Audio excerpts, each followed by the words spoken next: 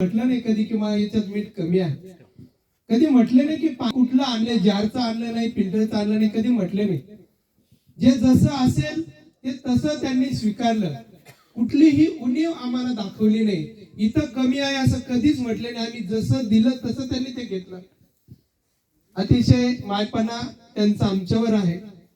असे आमचे प्रमुख मार्गदर्शक श्री दरी निवासी बाबा यांना मी विनंती करतो की आम्हाला या समारोपीय भाषणामध्ये उद्बोधित करावं.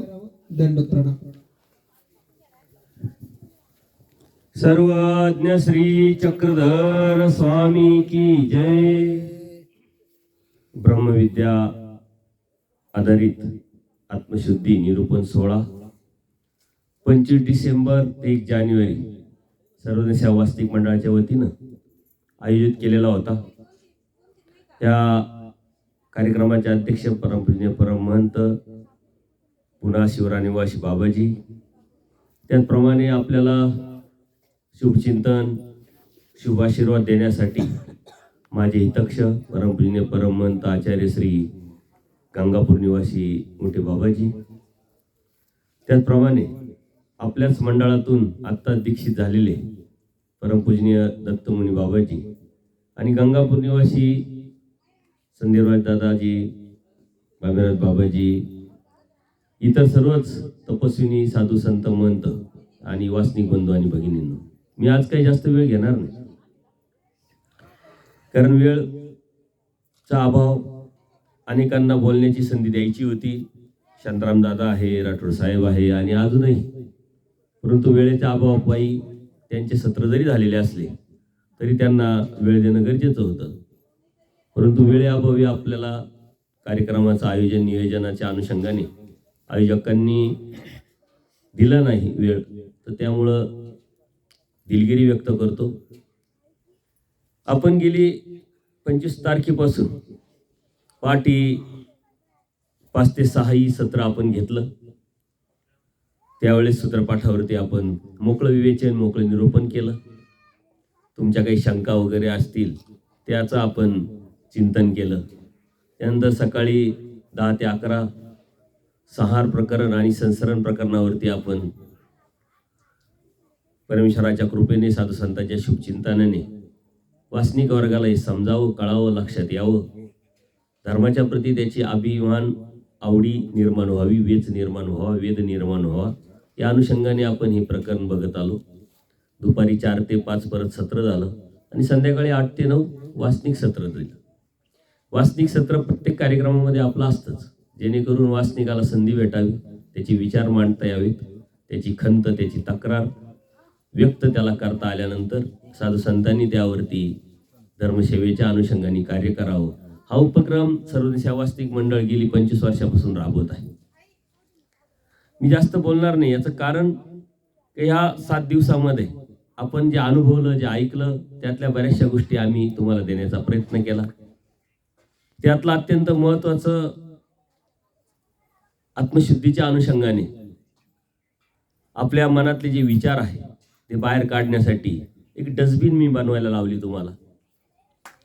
आणि त्याच गोष्टीचा, त्याच बोधकथेचा धागा धरून परमार्ग सेवक आपले भगवान बारगेजे सर शाळेत जाऊन तो परत लगेच उपक्रम राबवला. पण साऱ्या शाळेमध्ये सर्व मुलांच्या, शिक्षकांच्या समोर कमी गेली 3 दिवसापासून आत्मशुद्धी कार्यक्रमाला गेलो होतो. मग आत्मशुद्धी म्हणजे काय आणि आत्मशुद्धी कशी करावी, कशा पद्धतीनं करावी, हा उपक्रम त्यांनी तिथं लगेच राबवला. ते व्हिडिओ यूट्यूबवर आला पण. आणि त्यानंतर काल मी अजून दुसरं एक कारण सांगितलं, दुसरी एक आयडिया सांगितली, दुसरा एक बोध दिला आणि त्याचा स्पर्श परमपूजनीय परमहंत आचार्य श्री गंगापूर निवासी बाबांनी केला. की आत्म्याची शुद्धी करायची म्हणजे काय करायचं, तर ह्याच आत्म्याने आपल्याच आत्म्याचं चिंतन करायचं. परंतु आपल्या आत्म्याचं चिंतन करायला आपल्या आत्म्याला पहिले बाहेर काढावं लागेल. आणि बाहेर काढणं म्हणजे काय प्रक्रिया आहे, की आपण आरशासमोर उभं राहू, दिवसभरात काय चुका केल्या ते व्यक्त कराव्या, आपल्याकडून झालेली चूक आपल्यालाच त्यांनी टोकावं, बोलावं. एखाद्या व्यक्तीकडून आपल्याला जर चुकी झाली तर आपण काय करतो, अरे मूर्ख माणूस आहे, असं काय करतो, शहाणा माणूस आहे, शहाण्यासारखा दिसतो, त्याला टोकतो, बोलतो, रागवतो. तसं आपण आपल्याला रागवलं पाहिजे की नालायक माणसं, तुला कळायला पाहिजे स्वामींनी काय सांगितलेलं आहे. आपण स्वामी श्री चक्रधरांची पाईक आहोत. स्वामींनी बोध देऊन मला असं सांगितलं आणि मी असा करतोय, तू असा करतोय. म्हणजे आपण आपल्या आरशासमोर दररोज उभं राहतो. कशासाठी? सुंदर दिसावं, चांगलं दिसावं, चांगलं असावं या उद्देशाने. परंतु आपण खरंच चांगले आहोत का? त्या अनुषंगाने आपण आपल्याला दिसतोय का? मग आपण आपल्या चुका आपल्याला सांगाव्यात. ओ थंबा डाव देखील बरं का आपल्याला सांगतोय, परंतु आपल्या ऐकण्याची मानसिकता असली पाहिजे. आणि आपण दुसऱ्यांनी सांगितलेलं ऐकण्याची आपली मानसिकता अजिबात नसते. म्हणून पूर्वीचे संतांचं सांगायचे की शेजारी घर कोणाचं असावं? निंदकाचं. परंतु जो निंदा करायला लागला त्याला आपण जवळ करतो का? जो आपल्या चुका दाखवायला लागला त्याला आपण जवळ करतो का? त्याचा सर्वात जास्त राग असतो. मग आपलाच आपल्याला राग आला पाहिजे, आपल्याच आपल्याला समजलं पाहिजे. या आत्मशुद्धीच्या अनुषंगाने आपण आपल्या आरशा समोर ठेवून आपण आपल्याला टोकलं पाहिजे. आणि स्वामी श्री चक्रधरांनी सांगितलंय आहाराच्या सूत्रांमध्ये एक सूत्र येतं, भूक लागेल तेव्हा धूळ खायची तर खाय, नाही तर धूळ खाय. म्हणजे आपण आपल्याला बोललं पाहिजे, आपण आपल्याला सांगितलं. आपण आपल्याला कधीच बोलत नाही, आपण आपल्याशी कधीच चिंतन करत नाही, आपण आपल्याला कधी टोकत नाही. आणि म्हणून आत्मशुद्धीच्या अनुषंगाने या ज्या गोष्टी मी सांगितल्या त्याचं कारण आहे की परमेश्वराने आपलं हित, आपलं भलं करायचं ठरवलंय, आनंद द्यायचं ठरवलंय. परंतु आपल्याला ते करून घ्यावं लागेल. त्याची सुरुवात ज्ञानातून, आचारातून, बदलातून. आणि हा बदल अनेक वासनिकांनी एक संकल्प, एक सूचना देण्याचा प्रयत्न केला. त्यातलेच रणजित देशमुखांनी, देशमुख दादा आहे जे आहे रणजित, त्यांनी सांगितलं की सूत्रपाठाचं पारायण करायचं. बाबांनी त्याच्यावरती स्पर्श केला. आणि मी सकाळी सांगितलं की पारायण करायचं, पण कसं करायचं, काय करायचं ते समजून घ्यायचं. तुम्ही ज्या वेळेस ठरवाल की असं करायचं ठरलंय त्यावेळेस नक्की मला फोन करा. कशा पद्धतीनं ते करावं, कशा पद्धतीनं ते असावं, कशा पद्धतीने तुमचं नियोजन पद्धत असावी, त्यावरती आपण मार्गदर्शन करू. कारण ती करायला लावलंय आणि लगेच आपण करायला सुरुवात करायची तर त्याला एक सिस्टम पाहिजे. कोणत्या गोष्टीला सिस्टम असते, ती एक सिस्टम आहे. दुसरं आपण अत्यंत महत्वाचं त्यांनी सुचवलेला उपक्रम आहे. पहिल्यापासून शांताराम दादाही त्याला स्पर्श करत राहतात की आपल्या प्रत्येकाच्या हातात गाठी असलीच पाहिजे. कोणाच्या हातात गाठी नाही, हात वर करा. हात वर करायला लाजायचं काहीच कारण नाही. हात वर करायला लावलाय तो पुढच्या वेळेस या गाठ्या आपल्या हातात असल्या पाहिजे. आणि या गाठ्या आपल्या प्रत्येकाच्या हातात यावं याच्यासाठी तिसरा उपक्रम आपण काय सांगितला की प्रत्येकाने 10-10 गाठ्या विकत घ्यायच्या आणि ज्याच्या हातात गाठी नाही त्याला दंडोत करायचा आणि त्याला ती गाठी आठवण म्हणून द्यायची. ज्या वेळेस तो त्या गाठीकडे बघेल, ज्या वेळेस तो त्या गाठीचं स्मरण करेल त्यावेळेस तो तुमची आठवण काढेल, अरे यांनी मला अशी अशी गाठी दिलेली आहे. हे उपक्रम आहे धर्माचा अभिमान घेण्याचा. जोपर्यंत आपण धर्माचा अभिमान घेत नाही तोपर्यंत धर्म आपला अभिमान घेऊ शकत नाही. जोपर्यंत आपण धर्माला सांभाळत नाही तोपर्यंत धर्म आपल्याला सांभाळत नाही. म्हणून सुरुवात आपल्यापासून असली पाहिजे. हे 2 उपक्रम झाले. तिसरे उपक्रम झाले. चौथा उपक्रम काय सांगितलं आपण, आहे का लक्षात सकाळी? काय सूत्रपाठ सांगितलं ना मी आता. पात्र हे अत्यंत महत्वाचा उपक्रम आहे आणि तो तुमच्या डोक्यात आहे. याचा अर्थ तुम्हाला डोके आहे, हे सिद्ध होतं आहे की नाही. देवाने सांगितलेले आहाराचे 11 सूत्र आहे. जर यदा कदाचित आपल्या त्या आहाराच्या 11 सूत्रातले 2 सूत्र जरी तुम्ही पाळले तरी एक लाईफस्टाईल तुमचं जीवन स्वस्त होईल. कारण आजकाल धावपळीच्या जीवनामध्ये आणि सारं डुप्लिकेटच्या जमान्यामध्ये आपला आहार आणि त्या आहारातून होणारे आजार आणि त्या आजारामुळे आपली झालेली अस्वस्थता निर्माण झालेली. पण देवाने एक लाईफस्टाईल सांगितली, जीवन प्रणाली सांगितलेली आहे. त्याच्यामुळे आपण कोणाला तरी टोकण्यापेक्षा, कोणाला तरी बोलण्यापेक्षा सुरुवात आपण करावी. घरात सवय लावावी, बाहेर सवय लावावी. प्रत्येकाने आपलं पात्र असावं, त्या पात्रामध्ये जेवणाची सवय लावण्याची सुरुवात करावी. आणि तुम्हाला हे सांगितलं होतं, जोपर्यंत तुम्ही पात्र जेवायला सुरुवात करत नाही तोपर्यंत तुम्ही परमेश्वराच्या आनंदाला पात्र पण होणार नाही. हे आपला धर्म आहे, आपली परंपरा आहे. आम्ही वासनिक आहोत आणि आम्ही असं का करायचं, तर हे जी मनातला जो न्यूनगंड आहे तो पहिले काढून टाका. प्रत्येकाच्या घरात पात्र असलं पाहिजे आणि त्या पात्रात जेवणाचा उपक्रम आपण राबवायला आला पाहिजे. हळूहळू नवीन तुम्हाला वाटेल, कारण त्या पात्रात काय असतं, झाकण पण असतं. त्या झाकणात वेगळी भाजी, या भाजी असं घेत नंतर तुम्हाला वाटेल अरे सारं एकत्रच होतं, मग एकत्रच का खाऊ नये, रेन द्यायचे त्या दरबारी.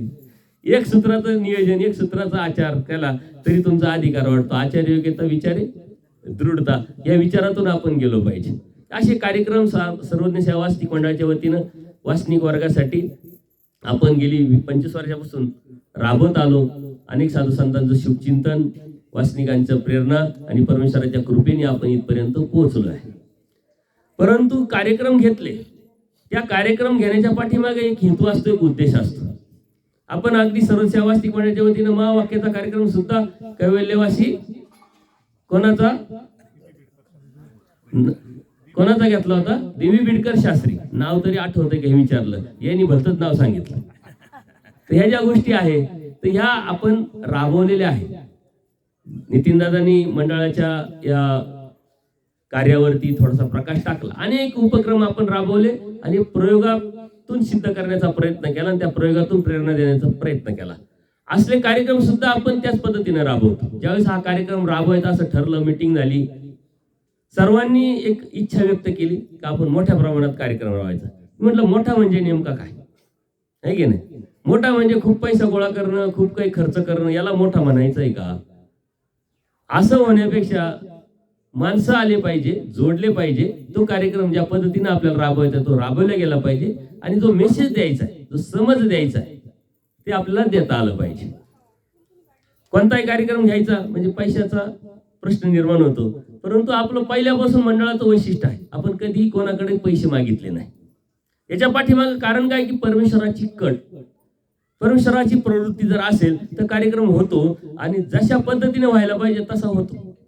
पण परमेश्वराच्या कडेने आपण अनेक कार्यक्रम राबवले. आजही हाही कार्यक्रम परमेश्वराच्या कडेने राबवला.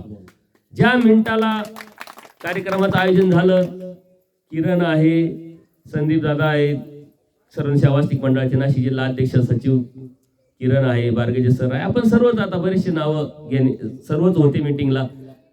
कार्यक्रमाचं नियोजन झालं, कार्यक्रमाची पत्रिका किंवा जे पोस्टर आहे ते सोशल मीडियावरती गेलं आणि आव्हान एकदाच करण्यात आलं. पुन्हा पुन्हा आव्हान केलं का? नाही. असा कार्यक्रम राबवणार आहे, त्यात कोणाला योगदान द्यायचं असेल तर देऊ शकतं. एकदाच कार्यक्रमाचं आव्हान केलं. ह्या कार्यक्रमाला आणि आपल्या बऱ्याचशा कार्यक्रमांना बरेचसे माझी मित्रमंडळी आहेत, काही अन्य आहे, काही व्यावसायिक आहे, काही उद्देशी आहे, काही राजकीय आहे.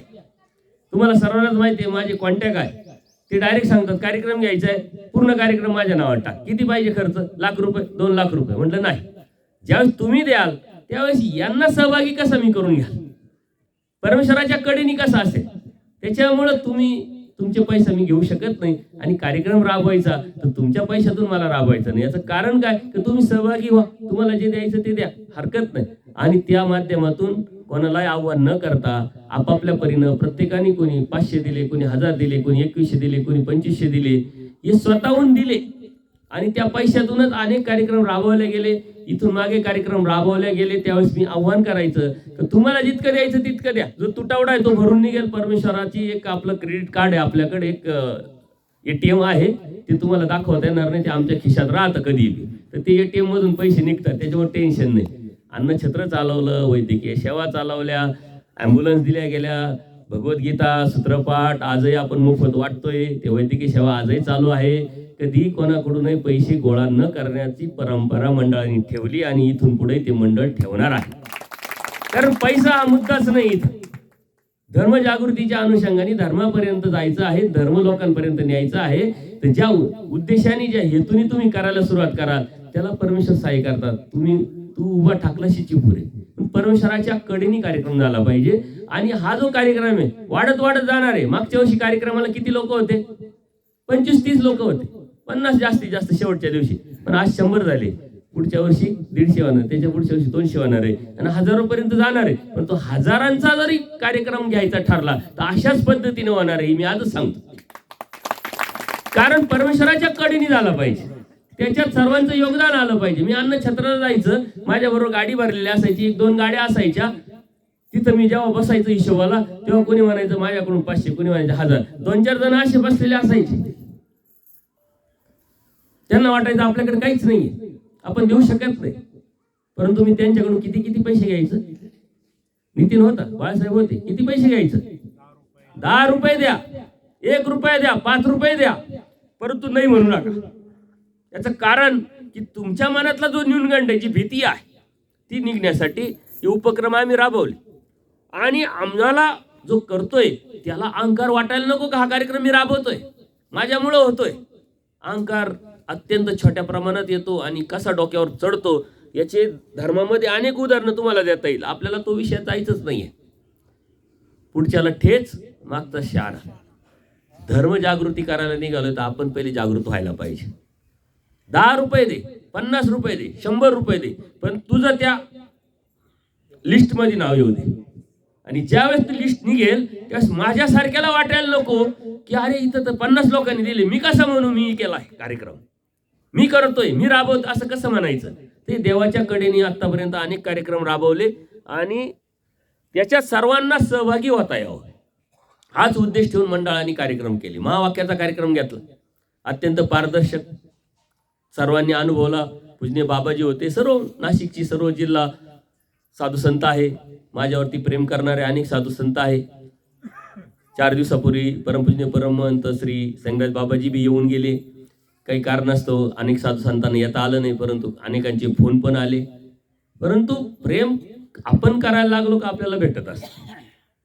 आपला हेतू नियत साफ असली आपण करत असतो. महावाक्याच्या कार्यक्रमात आपण अत्यंत सोप्या सरळ भाषेत कार्यक्रम कसा राबवता येऊ शकतो हे प्रॅक्टिकल आपण दिखावलं. किराणा भरलेला होता, यांची पंगत, यांनी जायचं, कोणते पदार्थ घ्यायचे, त्याला पैसे द्यायचे, आचार्याकडून करून घ्यायचं, आचार्याला पैसे द्यायचे आणि बाकीचे सारे कार्यक्रम व्यवस्थितपणे राबवले गेले. अत्यंत कमी खर्चात परमेश्वराच्या कडेनं कोणत्याही प्रकारचा उहापोह न करता, खूप जास्त मोठी जाहिरात न करता असे अनेक कार्यक्रम राबवले. आणि आजच्या कार्यक्रमाचा उद्देश तोच होता. तुमची जरी मानसिकता असली की मोठा करायचा, पण याच्या व्यतिरिक्त काही मोठा नसतो. देशपांडे साहेबांनी एका शब्दात सांगितलं की ऐश्वर्य, हे ऐश्वर्य ज्याला कळालं त्याला समजू शकतं. खूप लोक आहे, खूप मोठा कार्यक्रम असं नाहीये. आणि साधू संत आता मागच्या वर्षीच परमपूजनीय बाबांनी खूप मोठा कार्यक्रम घेतला. त्यांना आपल्यापेक्षा खूप मोठे अनुभव आहे.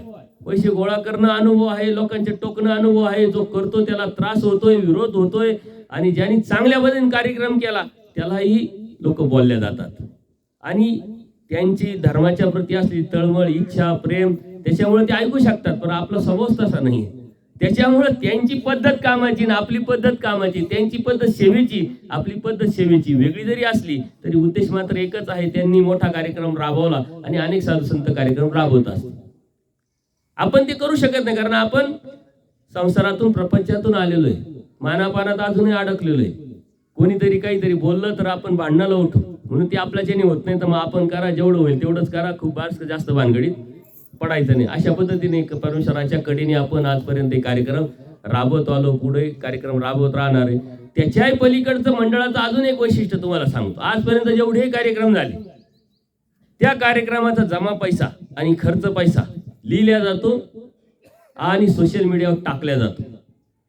पारदर्शकता, विश्वासार्हता मंडळाचा गुण पहिल्यापासून आपण राबवला आणि पुढे राबवत राहणार आहे. कारण देणारा जो आहे अत्यंत कष्टातून धर्मासाठी देतो आणि त्यापर्यंत लोकांपर्यंत गेलं पाहिजे. आणि आज धर्मामध्ये सर्वात मोठं आव्हान काय आहे की विश्वासार्हता मिळवणं. एकामेकावरती विश्वासच नाही राहिला आपला. ती विश्वासार्हता मिळवणं, तो विश्वासार्हता मिळवण्यासाठी व्यावहारिक मध्ये पारदर्शकता आणणं हे अत्यंत गरजेचं आहे.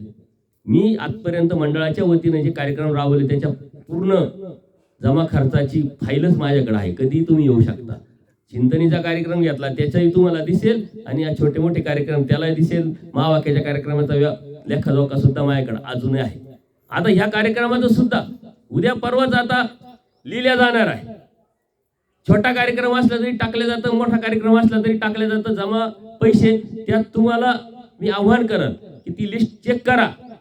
त्यात एखादं नाव चुकीचं तुमचं राहू शकतं, विसरू शकतं. यांना लगेच टोका की माझे पैसे मी दिले, अशा वेळेस अशा पद्धतीने ते नाव आलं नाही, किंवा अशा खर्चामध्ये या खर्च तुम्हाला वाचवता आला असता पाहिजे, हा खर्चाची गरज नव्हती, तुम्ही हे करू नका. अशा पद्धतीने टोटल या ज्या गोष्टी आहे त्या समाजासमोर आम्ही नेण्याचा प्रयत्न करतोय. आणि सरांनी तर लगेच या आत्मशुद्धी सोहळ्याचा लगेच लेखाजोखा दिला, पण लगेच म्हणजे तुम्ही अजून इथून जायच्या अगोदर तुमच्या पुढे तुमचा हिशोब आहे.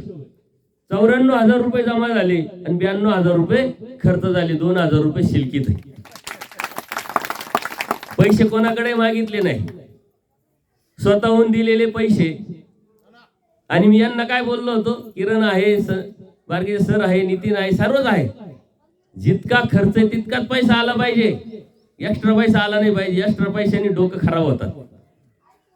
ते मग करायचे काय परत? पुढच्या कार्यक्रमात ऍडजस्ट करा आणि हे करा आणि ते करा, नाही, झिरो. आणि देवाची कृपा अनेक कार्यक्रमाचा असाच अनुभव आहे. जितका खर्च होतो तितका बरोबर पैसा येतो. आणि यात पैसे देणाऱ्यांची अशी कितीतरी नावं आहे का त्या नावांना आम्ही ओळखत पण नाही. फक्त युट्यूबवरती सत्संग ऐकतात आणि कार्यक्रम आहे, अनेक वेळा पारदर्शकतेचा अनुभव आहे म्हणून त्यांनी पैसे पाठवलेले आहे. इथं आजही दिले. आता इथून पुढे मी आव्हान कर, कोणाला द्यायची इच्छा झालीच मी सांगितल्यानंतर तर आता देऊ नका, कारण खर्च ओके झालेला आहे. आता गरज आहे का सर पैशाची? काही गरज नाही. अशा पद्धतीनं मंडळाचे वैशिष्ट्य घेऊन समाजापुढं आपण जातो आहोत. अनेक आपल्या धर्मामध्ये मोठे मोठे कार्यक्रम होतात. त्याचे आकडे बी ऐकल्यानंतर आपल्यासारख्याला भुरळ येते, कारण कोटीचे कार्यक्रम असतात, कोटीचे आकडे असतात. ते काय कार्यक्रमही मोठे मोठे असतात. अनेक साधू संत तिथं बोलावले जातात. आता आम्ही बी नाशिकला कार्यक्रम राबवला होता, गुजरातला कार्यक्रम राबवला होता. तर बाबाच मार्गदर्शक होते त्या कार्यक्रमाला. किती खर्च आला बाबा या नाशिकच्या कार्यक्रमाला? 2 कोटी रुपये. आणि गुजरातच्या कार्यक्रमाला तेवढा 2 कोटी रुपये. 2 कोटी रुपये खर्च करून फक्त काय दिसलं? महानुभावांची शक्ती प्रदर्शन.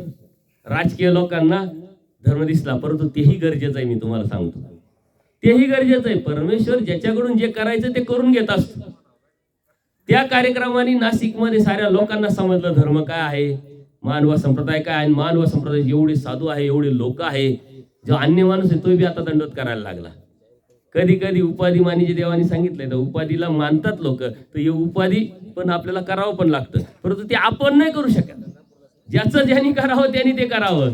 त्यांनी ते केलंय, त्यांनी तो पिंड हातात घेतलाय, ते करताय. राजकीय कार्यक्रम, मुख्यमंत्र्याला आणणं, त्यांच्या माध्यमातून फंड्स निर्माण करणं, जिथं आपले स्थान आहे, रस्ते आहे, विद्यापीठ आहे मराठी, त्याला ते राबवण्याचं काम करतात. आता ते वरच्या लेवलला काम करतात, आपण कुठे करतोय? खालच्या लेवलला, रूट लेवल. याला रूट लेवल म्हणतात. कारण जो माणूस वरती गेलेला असतो ना, त्याला पाठीमागचं लक्ष नसतं, तो म्हणतो एकदम ओके. परंतु रूट लेवलवर काम करताना मग त्याच्या लक्षात येतं की हे काय, तर ते त्यांच्या ठिकाणी ते बरोबर आहे, आपण आपल्या ठिकाणी बरोबर आहे. एकच धर्माचे आपण आहोत, एकाच देवाचे आपण आहोत. ज्याचा स्वभाव जसा असतो, ज्याची इच्छा जशी असते, जशी ज्याची वासना असते, आणि ज्या पद्धतीनं त्याचा विचार असतो त्या पद्धतीने कार्यक्रम राबवत असतात. तर तेही कार्यक्रम गरजेचं आहे, ते करतात. त्या कार्यक्रमाला आपण शुभेच्छा देत असतो. आणि आपण कोणते कार्यक्रम करतो? रूट लेवलवरचे, गावागावात जाऊन सत्संग घेणं, लोक जोडणं. आज आता कुठले कुठले लोक आलेले आहेत? नागपूर आहे, पुसद आहे, फलटण आहे, पुणा आहे, अजून कुठले, संभाजीनगर आहे, नांदेड आहे, अमरावती आहे, बरेचसे लोक आलेले, नाशिकची आहे, बीडची आहे, सर्व आजूबाजूची मंडळी. ही एक टीम आहे.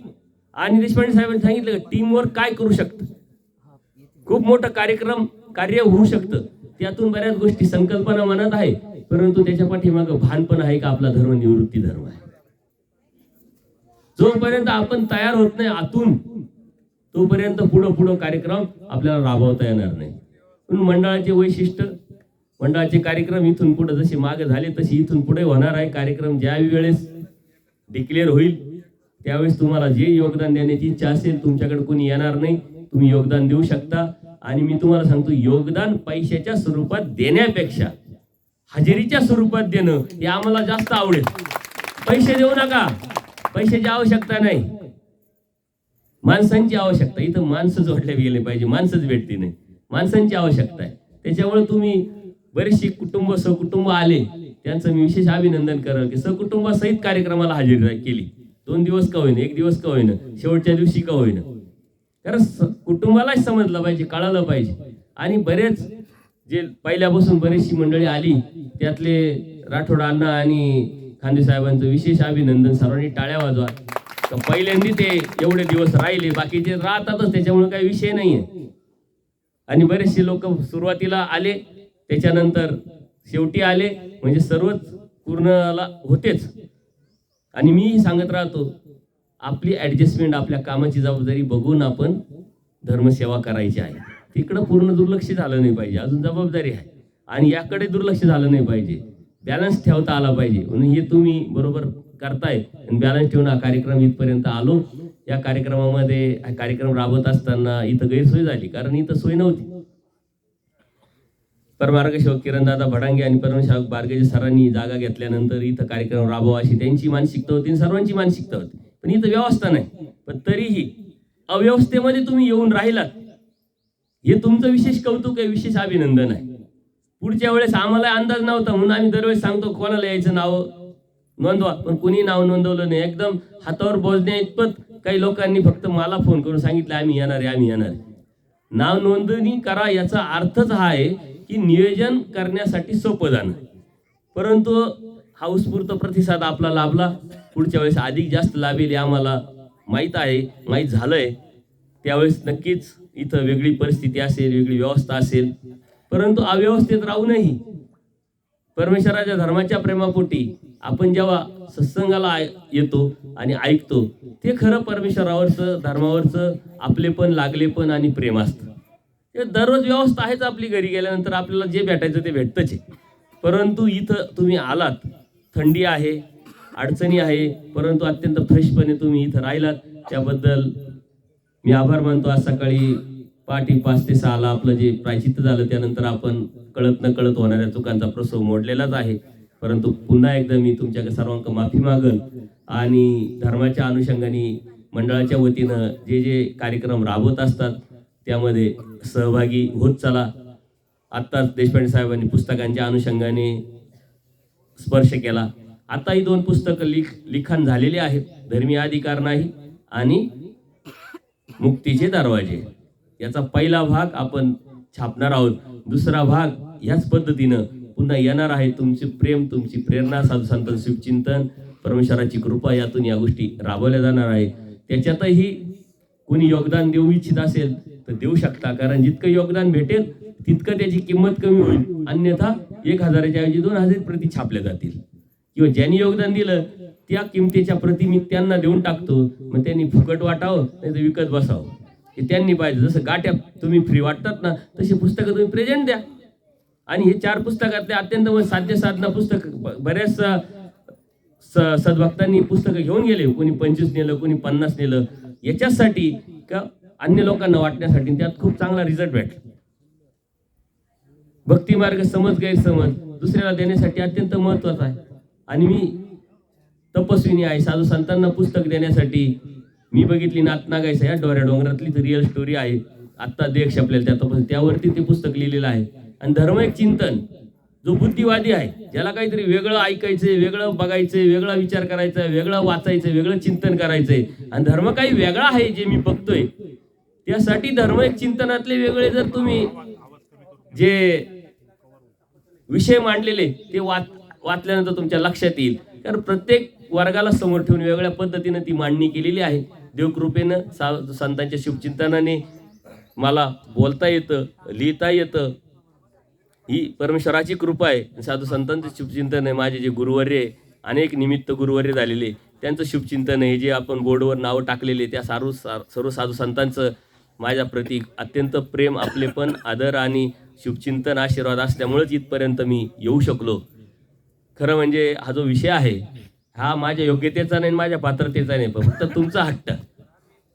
किरणदादाचा, बारगे सरांचा, नितीन दादाचा, बाकीचे अनिल दादा यांचा हट्ट आहे. नाही, सूत्रपाठ, मोकळं विवेचन, तुमच्या स्टाईलनी, तुमच्या पद्धतीनं. म्हणून मागच्या वर्षी ती गोष्ट सुरू झाली. पूर्वी प्रकरणापासून आपण या 6 प्रकरणापर्यंत आलो होतो आणि आज याच्यामध्ये 6 प्रकरण आणि संसरण प्रकरण आपण घेतलं आणि इथून पुढं असंच हे प्रकरण चालू राहणार आहे. फक्त नामधारक वाचनिकाला समोर ठेवून त्यांना कळावं, समजावं, शब्दाचा अर्थ उमगावा, हाच उद्देश ठेवून हे कार्यक्रम आपण राबवत असतो. अत्यंत सोप्या सरळ भाषेत आणि वेगवेगळे उदाहरणं देऊन, का जेणेकरून त्याला पटतील, समजतील, ते जड वाटणार नाही. राहिला सूत्रपाठाचा विषय, तर 15 वर्षापासून आपण मोफत वाटतोय, तुम्ही वाचा, पारायण करा असं म्हणतोय. परंतु त्याच्याबरोबर त्याची पवित्रता पण आपण राखायची आहे, हे बी मी सांगत असतो. आणि त्यासाठी मला कोणी फोन करतं तर मी त्या पद्धतीने मार्गदर्शन करत असतो. तरी जास्त वेळ घेणार नाही असं म्हटलं तरी जो वेळ घ्यायचा तो घेतलाच मी. तो स्वभाव आहे, तर तुमच्यावरचं प्रेम आहे. पण जे आज इथं ठरलंय ते घेऊन जा, एवढं मात्र नक्की. 3च गोष्टी ठरल्या होत्या ना. कोणत्या कोणत्या? गाठी वाटणे, सूत्रपाठाचं पारायण आणि पात्र. 4 गोष्टी तुम्हाला घेऊन जायच्या आहे. आणि 5वी कोणती? डस्टबिन. 6वी कोणती? आरसा. हे डोक्यात ठेवायचं. सकाळी आता आरशा पुढे गेले पावडर लावायला का पहिले आपल्यालाच काय घोडे लावायचे तेवढे लावूनच घ्या. आणि आपण साऱ्या दुनियाला घोडे लावतो, पण आपल्याला घोडे कोणीच लावत नाही. लावून घ्या की काल नालायका तू काय केलं, मूर्खा तू काय केलं, खोटा बोलला, स्वार्थासाठी तू असं केलं तसं केलं. देवाचे सूत्र तर आपण धडाधडी तर सांगतो, पण ते सूत्र देवाने मला सांगितलंय आणि तू काय करतोय हे सांगा पहिले. आणि डस्टबिनचा तर उपक्रम मी आत्ता तुम्हाला सांगितलंय. आज कोणाकोणाने आपल्या आपल्या कागदावरती आपले दोष लिहिले, हात वर करा. बारगेचे सर, कृष्णदास मुनी या दोघांनाच ऐकायला आलं का? तुम्ही केले ना देशपांडे साहेब? लिहिले नाही म्हणजे एवढं आव्हान करून तुम्ही दोघांनीच का बरं यांनाच ऐकायला आलं का? यांनाच समजलं का त्याच्यातलं मर्म? ते काय मी वाचणार नव्हतो आणि तुमचे नाव डिक्लेअर करणार नव्हतो. मी तुम्हाला सांगणार होतो का लिहिले का, काढा कागद. सरांना सांगणार होतं डस्टबिन आणा, फाडा, टाका त्याच्यात एकदाच. तो कचरा जो आहे तो परत आपण घेत नाही. तो कचरा इथं टाकून जा, परत घेऊन जाऊ नका. पण जरी आज नाही राबवला कार्यक्रम तर घरी जा, ते लिहा एकदाच, फाडा आणि ते डस्टबिनमध्ये टाका आणि परत ते उचलू नका, परत ते घेऊ नका. नाही तर फाडायचं आणि दुसऱ्या दिवशी परत त्याला सुरुवात करायची. जे आता कृष्णदास मुनींनी सांगितलं का आले मागचे केले कार्यक्रम, हे सारखं चालू आहे. हा बी एक विधी होऊन जाईल आणि त्याच्यात परत हा बी एक कर्मकांड होऊन जाईल. त्याच्यासाठी परत एखादं मंडळ उभं राहिले ना आपल्याला विरोध करते. असं होऊ नये, हा इतिहास पुसल्या जाऊ नये म्हणून जे जे सांगितलंय, सांगण्याचा उद्देश काय आहे, ध्येय काय, हेतू काय आहे, त्याचा विचार करून ते घेऊन जाणं आणि ते आपल्या जीवनामध्ये उतरवणं हे महत्त्वाचं आहे. किती गोष्टी दिल्या तुम्हाला? 7 गोष्टी दिल्या. आता मला कोण कोण फोन करतंय आणि या 7 गोष्टीतला काय काय राबवतंय, काय काय राबवलंय हे मला सांगतंय. हा उत्सुकतेचा विषय राहील आणि तुमची प्रतिक्रिया आल्यानंतर मी सोशल मीडियावर टाकत असतो आणि इतरांनाही प्रेरणा ती भेटत असते. चला, त्यानंतर आज लाईट गेली का? हां, तर आजच्या कार्यक्रमाचे आपले जे अध्यक्ष आहे बाबाजी यांचं मार्गदर्शन आपल्याला लाभणार आहे. आणि त्यानंतर आपण आरती, सर्वांनी जेवणाशिवाय घाई करू नये, लांब जायचं आहे म्हणून सर्वांनी आदरपूर्वक आपलंच आपण जेवण करून आणि प्रवासाला जायचं आहे. सर्वांनी बसा, उठू नका, बसा. बाबा बोलणार आहे. सर्वज्ञ श्री चक्रधर स्वामी की दंडवत हो.